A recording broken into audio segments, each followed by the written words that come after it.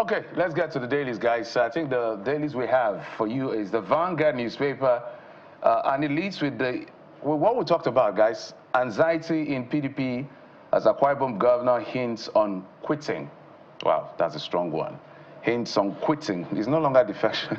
It's the way the Vanguard puts it. Anyway, the rider, don't flee, fight for democracy. PDP begs governors. I'm not aware of defection plans. A-Ibom PDP chair is joining us soon, APC scribe. Only a strong northern candidate can challenge Tinubu, Dele Momodu. PDP ready to reclaim power in 2027. Baraje. So who do we listen to, guys? Isn't this the riders? I like the riders. Everybody's firing from all cylinders. So let's see what plays out. You know, from what he gave as that analogy in Uyo, whatever that event took place, he was trying to say that PDP has some issues, and so if to perhaps further his ambition, looking for a vehicle that is ready to take him there is not a bad idea, even though he has not clearly said it, I'm defected, I'm not defected. But he's hinted to say, I'll support the president for a second term. He's rubbed my back, I rub your back.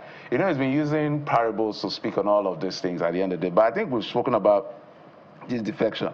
And it is as simple as daylight. It's about political survival. But when I look at Governor Ino and I look at A-Ibom State, which I'm quite familiar with, it's difficult to see how he's, quote unquote, maybe afraid of maybe not win. Justification for defection, you mean? To lose the election, because this is default PDP state.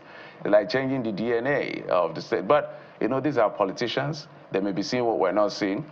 Perhaps they don't want what happened to Rivers State in 2019, where they didn't have a candidate, where they now use SPV. I'm talking about the APC, or what happened in Zamfara, where internal crisis in the APC led to Matawale coming in as governor, which because he came second.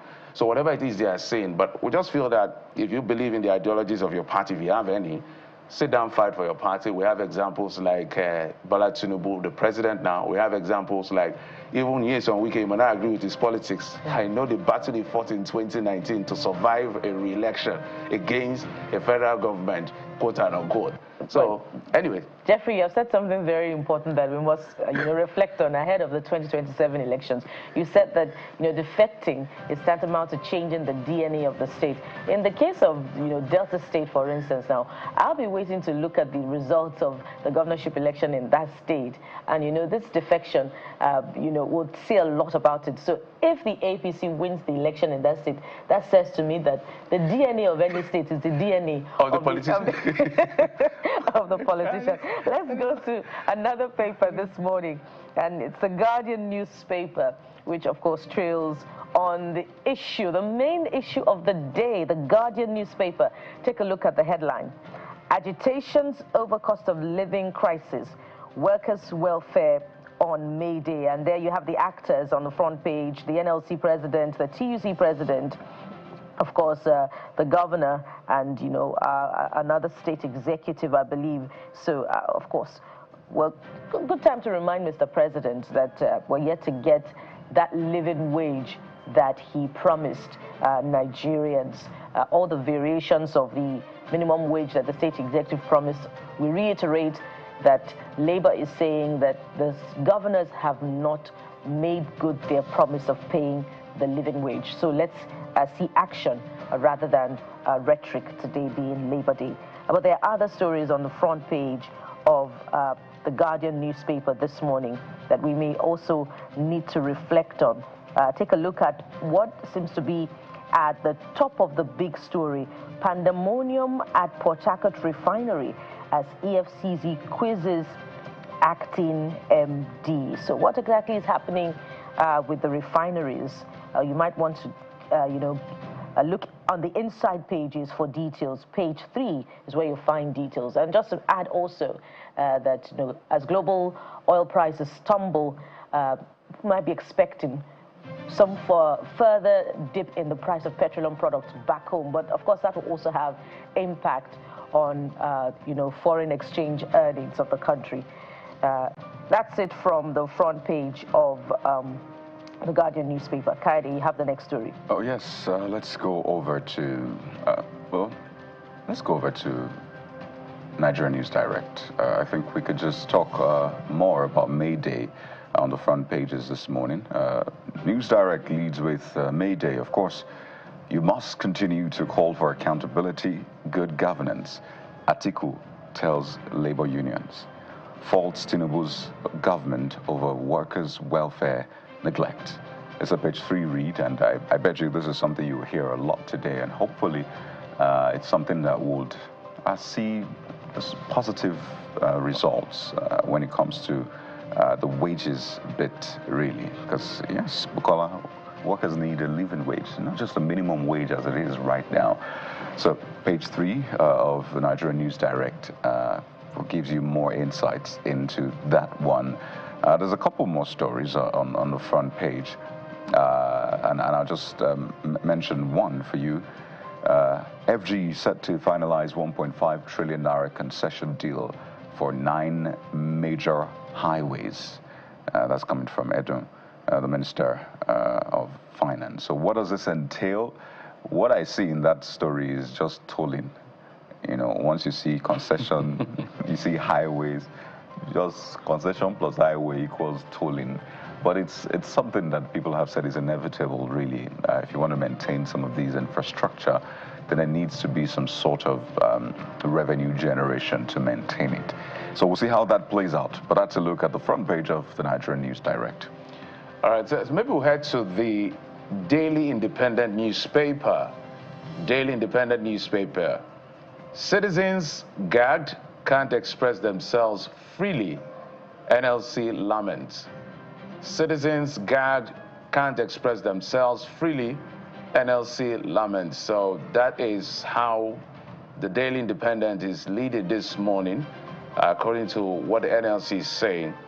So if you want to know exactly what the inner pages of the Daily Independent is out to go, because certain persons have believed that the posturing of the current leadership of the country is hostile to dissenting voices.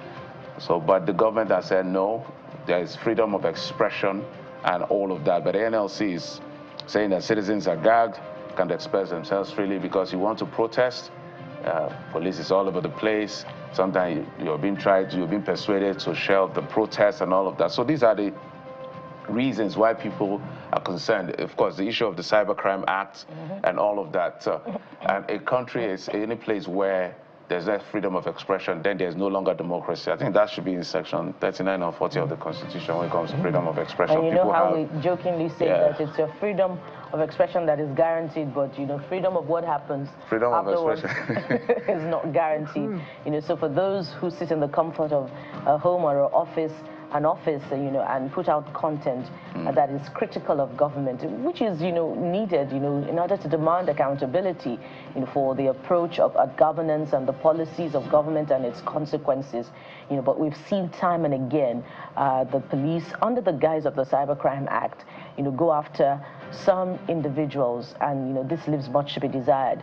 Our own colleagues have not been exempt, you know, from the use of this act, you know, for prosecution, for arrest, sometimes for intimidation and harassment.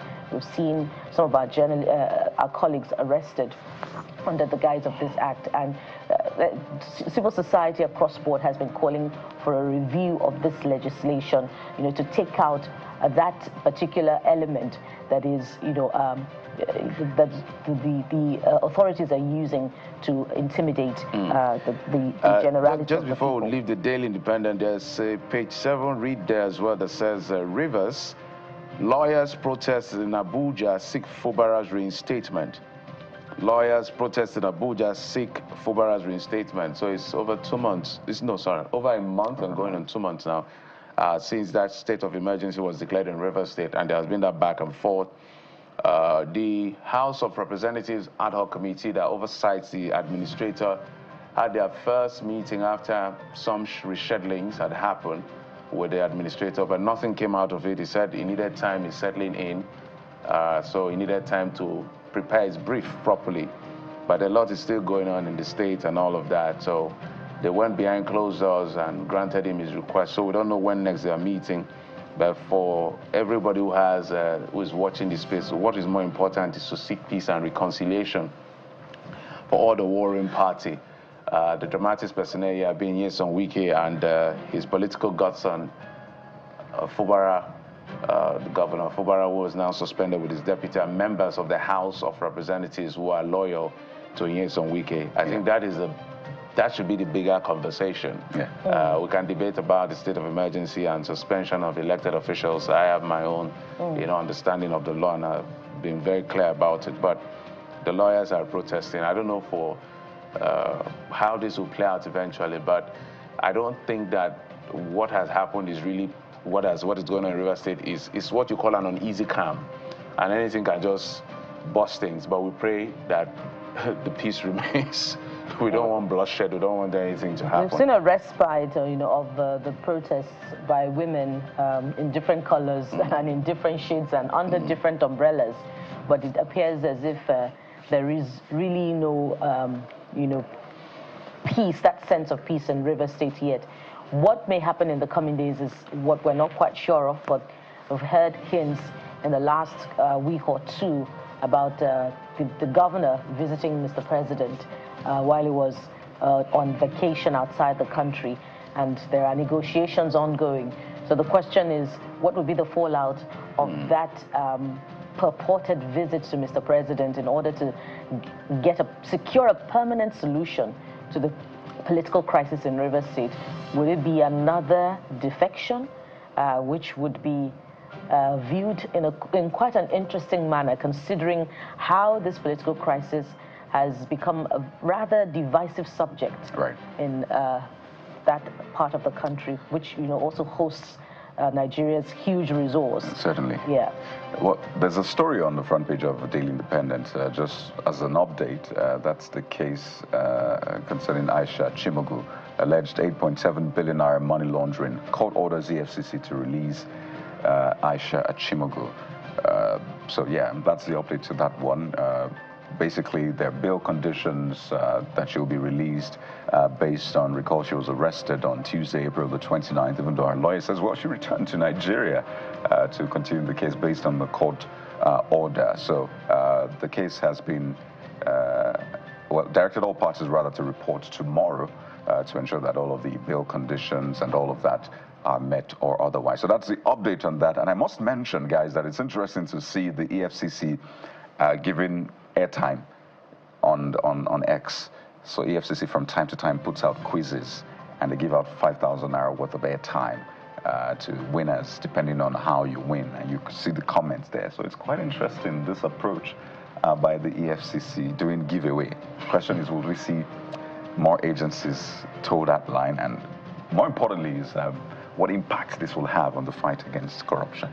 Perhaps they're just trying to be. I will not forget. Was it EFCC now? I think it's EFCC. There's a gentleman that used to handle the X handle. Yes, the X handle. It was Twitter then. Yeah. Very fantastic gentleman who he gave a human face to the handle. Literally, it's like you're communicating with someone. Yeah. That gentleman, I think, should be rehired and paid better, because he gave a face. Because the EFCC was perceived in a certain way and all of that. I'm not saying the perception is totally gone, but that period, we could communicate with the EFCC. The eagle, yes, they always use that so eagle. It was quite beautiful. So perhaps they are trying to reinvent that to see how they can be people-friendly and all of that, because the truth is that without the people, you really can't do much. If they don't give you information, if they don't whistle blow, if there's no confidence in the institutions, forget the politicians for a moment. The institutions are more critical in all of this. So his name actually F. Shaw. I think that's his name. Yeah, okay, that's the guy's name, right? Yeah. So there was actually a major unveiling that was done, because people kept asking, who is this guy? So, who is this guy? So I think I personally miss him, because I just go there sometimes just to read what he's doing, not because you're trying to interact. So it's important that they have this human face that, okay, we're in this together. But if you steal government money, we'll catch you anyway. But if there's something you need to tell us, we are ready to listen to you. Just the rule of law is the lowest hanging fruit. For whatever reforms the president is doing, if corruption is not tackled and the rule of law is not upheld, this reform, I can guarantee you, will fail.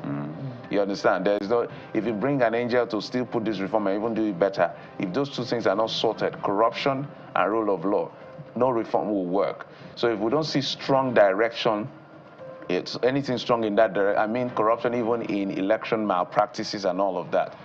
All of that is all part of managing and eradicating corruption. Else, whatever reform is being put out, it's just going to be an academic exercise, putting Nigerians under unnecessary hardship. Yeah, and all of the connection, you know, of the EFCC, the deliberate attempt at connecting with the people must be commended. And we might as well, you know, demand that approach, you know, to institutional reform from other agencies of government as well, i.e. the transmission company, INEC, you know, and the other agencies that have bearing in one form or the other with the Nigerian people. But for the EFCC, more importantly, the taxpayers' money that are being recouped as a result of the fight against corruption should be made to work for the people. So we've seen assets recovery, we've seen monies recovered, but have we seen those monies work for the Nigerian people?